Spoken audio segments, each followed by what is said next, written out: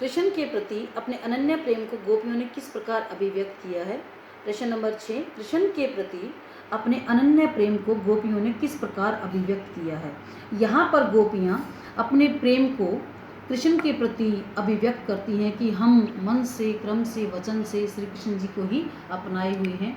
और हे उद्धव, हम तो उन चींटियों के समान हैं जो एक बार गुड़ में लिप्त हो जाती हैं तो उसमें से निकल नहीं सकती। ऐसे ही हम कृष्ण जी की प्रेम और भक्ति में विलीन हो गए हैं, अब हम उनसे बाहर नहीं निकल सकते। प्रश्न नंबर 7, गोपियों ने उद्धव से योग की शिक्षा कैसे लोगों को देने की बात कही है। गोपियों ने उद्धव से योग की शिक्षा कैसे लोगों को देने की बात कही है। यहाँ पर गोपियों ने उद्धव से योग की शिक्षा उन लोगों को देने की बात कही है जिनका मन एक भगवान की भक्ति में नहीं लगता, अर्थात जिनका मन चंचल है, अस्थिर है, जो एक ही भगवान की भक्ति में लीन नहीं हो सकता, उनको योग का संदेश जाकर दें। हम तो पूर्णतः श्री कृष्ण जी की भक्ति में ही विलीन हैं। प्रश्न नंबर 8, प्रस्तुत पदों के आधार पर गोपियों का योग साधना के प्रति दृष्टिकोण स्पष्ट कीजिए। प्रस्तुत पदों के आधार पर गोपियों का योग साधना के प्रति दृष्टिकोण स्पष्ट कीजिए। अब योग साधना के प्रति गोपियों का दृष्टिकोण है कि हमारे लिए तो योग साधना एक कड़वी ककड़ी के समान है।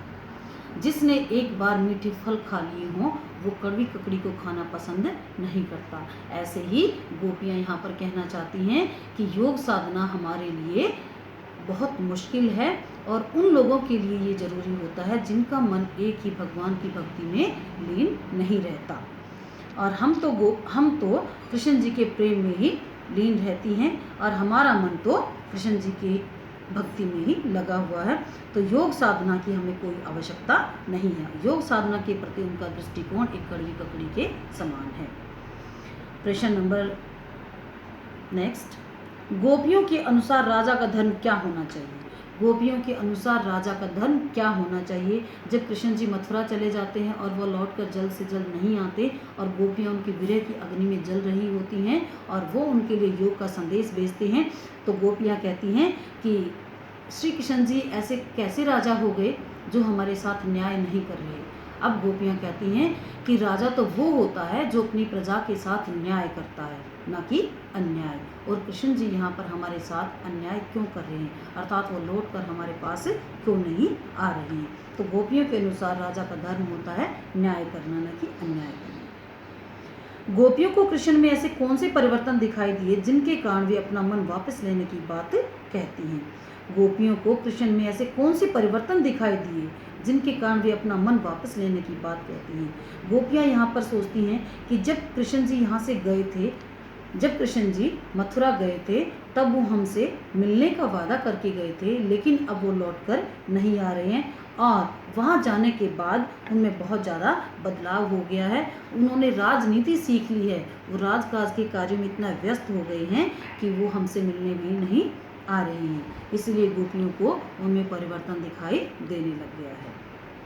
नेक्स्ट क्वेश्चन, गोपियों ने अपने वाक चातुर्य के आधार पर ज्ञानी उद्धव को परास्त कर दिया, उनके वाक चातुर्य की विशेषताएं लिखिए। गोपियों ने अपने वाक चातुर्य के आधार पर ज्ञानी उद्धव को परास्त कर दिया, उनके वाक चातुर्य की विशेषताएं लिखिए। अब वाक चातुर्य एक बहुत बड़ी कला होती है, जिसको बातें करनी आती हैं वो कभी भी असफल नहीं हो सकता। ऐसे ही गोपियाँ भी यहाँ वाक चातुर्य में बहुत ही स्पष्ट वाक चातुर्य करती हैं वो, और अपने वाक चातुर्य के आधार पर ही वो ज्ञानी उद्धव को परास्त कर देती हैं। अपनी बातों के जाल में उलझाकर ज्ञानी उद्धव को भी वो परास्त करती हैं। वो कहती हैं कि कृष्ण जी ने राजनीति सीख ली है, वो अब हमारे साथ अन्याय करने लगे हैं और वो अब हमारे प्रेम को भूल रहे हैं। हम उनकी विरह की अग्नि में जल रही हैं, लेकिन कृष्ण जी हमारे प्रेम को समझ ही नहीं पा रहे हैं। तो इस तरह से वो बातें करके ज्ञानी उद्धव को भी परास्त कर देती हैं। नेक्स्ट क्वेश्चन है, संकलित पदों को ध्यान में रखते हुए सूर के भ्रमर गीत की मुख्य विशेषताएं बताइए। अब सूर के भ्रमर गीत की मुख्य विशेषताएं हैं। सबसे पहले हम सूरदास जी ने जो भ्रमर गीत में भाषा का प्रयोग किया वो ब्रज भाषा का प्रयोग किया है। गोपियों के वाक चातुर्य के बारे में बताया, उनकी प्रेम की शक्ति के बारे में बताया है। और यहाँ पर प्रेम की शक्ति इतनी ज़्यादा बताई गई है कि वो प्रेम के बलबूते पर, प्रेम के बल पर वो हर कार्य करने में सफल होती हैं। और श्रृंगार रस, भक्ति रस दोनों का ही बहुत ही अच्छा समन्वय यहाँ पर उन्होंने दर्शाया है। तो इन पदों को ध्यान में रखते हुए भ्रमर गीत की ये मुख्य विशेषताएं हैं। तो सभी बच्चे सूरदास जी के इन पदों के आधार पर जितने भी प्रश्न दिए गए हैं, प्रश्न नंबर 1 से 10, इनका अभ्यास करेंगे, इनको लिखेंगे और इनको याद करेंगे। धन्यवाद।